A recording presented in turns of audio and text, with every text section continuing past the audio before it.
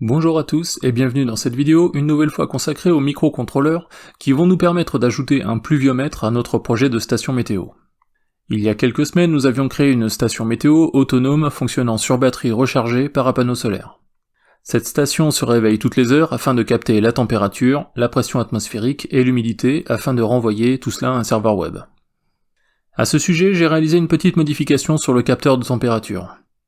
Sur le projet initial, ce capteur était attaché à la boîte proche du panneau solaire. Autant le soleil est bénéfique au panneau solaire, autant l'exposition du BME 280 fausse grandement les mesures. Il m'est arrivé d'avoir 30 degrés en plein mois de février. Même si le réchauffement climatique est bien là, il est temps de déplacer ce capteur.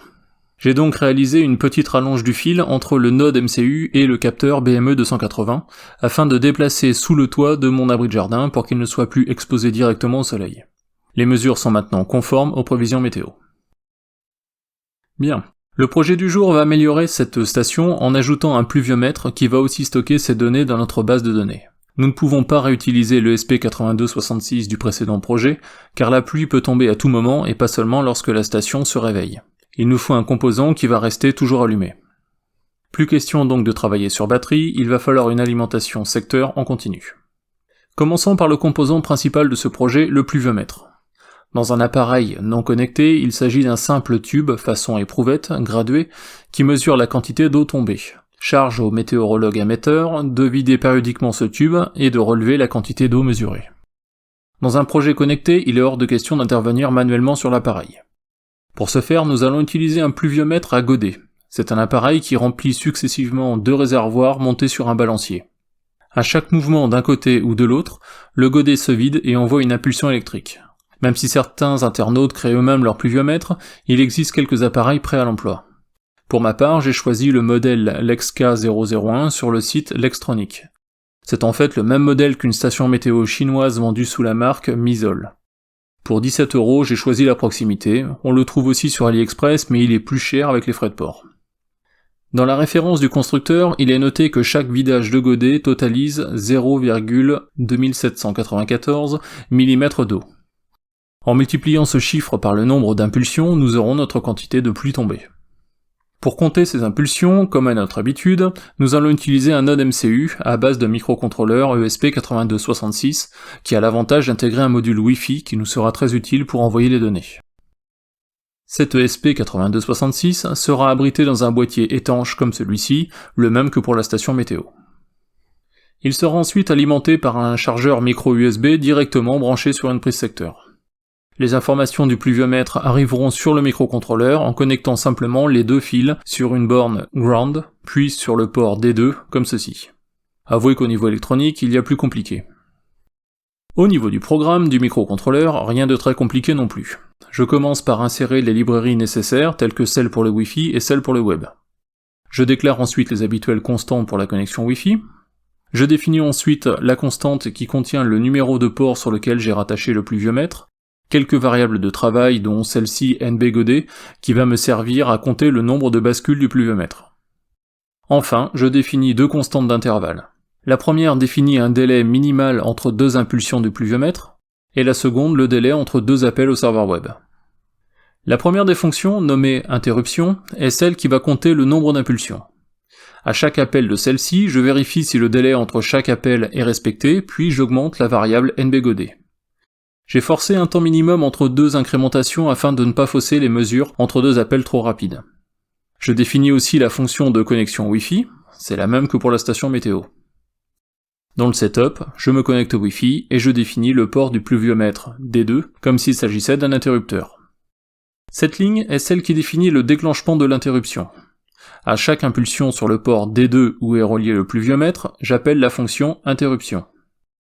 Ce mécanisme, présent dans de nombreux langages, est primordial dans ce genre de projet. En effet, l'appel à l'interruption se fait quel que soit le comportement du microcontrôleur. Même si celui-ci est dans une boucle ou en train d'afficher un message, il va interrompre son fonctionnement pour déclencher l'appel à la fonction. On est sûr ainsi de ne pas rater une impulsion de pluviomètre. Dans la fonction principale loop, j'attends 15 minutes, notre délai défini plus haut, pour déclencher l'envoi des données au serveur web. Pour cela, je me connecte à la page postdata-pluviomètre.php, que nous détaillerons juste après, en lui envoyant la donnée nbgod en post. Je remets ensuite la variable nbgod à 0 en attendant le prochain envoi. Pour résumer, j'envoie la variable nbgod toutes les 15 minutes au serveur web, et cette variable est incrémentée par l'interruption à chaque impulsion du pluviomètre. Au niveau du programme PHP recevant l'appel, je me connecte à la base de données, la même que celle de la station météo. J'ai simplement créé une nouvelle table contenant 3 champs, la date, l'heure et la quantité. Lorsque je reçois un appel, je vérifie tout d'abord s'il existe déjà un enregistrement pour cette date et cette heure, par exemple le 21 mai à l'heure 10. S'il n'en existe pas, je crée l'enregistrement avec la quantité passée en poste, sinon je mets à jour la quantité existante en ajoutant celle que je viens de recevoir. J'obtiens ainsi un cumul heure par heure et par date du nombre d'impulsions du pluviomètre. Dernier programme à mettre à jour, la page web qui s'affiche sur mon mobile. Pour ce faire, j'ai simplement ajouté 2 graphiques qui affichent les données heure par heure sur 72 heures et jour par jour sur une semaine. Pour cela, j'ai simplement dupliqué les graphes des températures et en modifiant la requête pour aller chercher les 72 dernières heures. La seule chose qui diffère, c'est cette multiplication. En effet, comme mon pluviomètre me donne 0,2794 mm d'eau tombée à chaque impulsion, je dois multiplier cette valeur au nombre de godets pour l'afficher. C'est ce qui correspond à la quantité d'eau tombée. Par la suite, je pourrais rajouter le record de pluie sur une journée ou sur une semaine, les possibilités de statistiques sont infinies avec autant de données collectées. Voilà pour la partie logicielle. Passons maintenant à l'installation.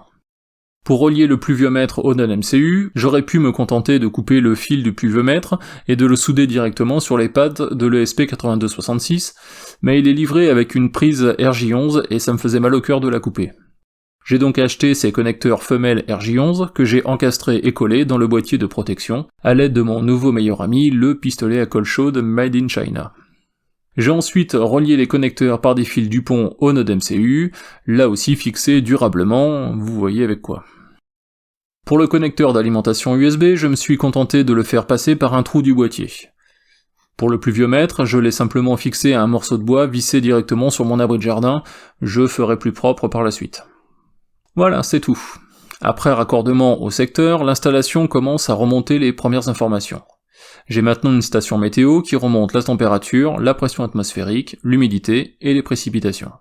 Si cette installation vous intéresse, n'hésitez pas à vous lancer, c'est vraiment très simple. Si vous avez des questions, lâchez-vous dans les commentaires, ils sont faits pour ça.